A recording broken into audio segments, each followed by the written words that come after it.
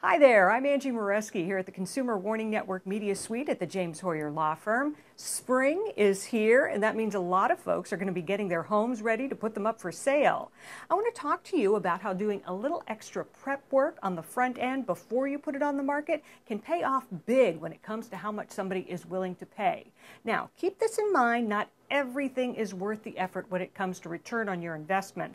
So I want you to take a minute and watch these proven tips to help you get closer to your asking price.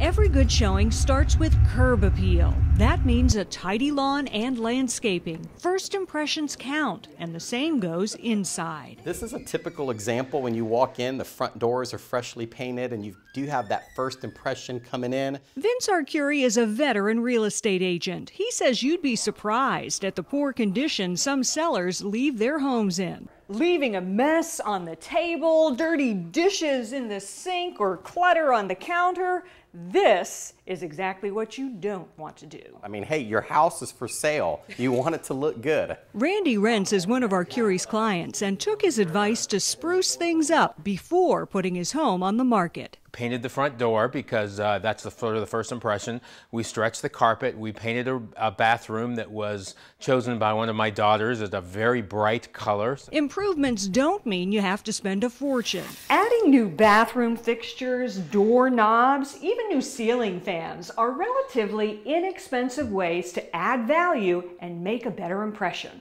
Don't spend a lot on major upgrades you won't get a big return on, like changing out countertops or adding a new roof. The best returns on the value are painting your house, your landscaping, and just cleaning your house up. In the end, showing a home that's well maintained versus one that's neglected makes a big difference. You're typically going to get a lot less for the home, sometimes as much as 10 or 15% less for the same home that's not as well maintained. Don't let that happen. Spend a little extra time and money wisely before you put your home on the market, and it'll pay off at closing.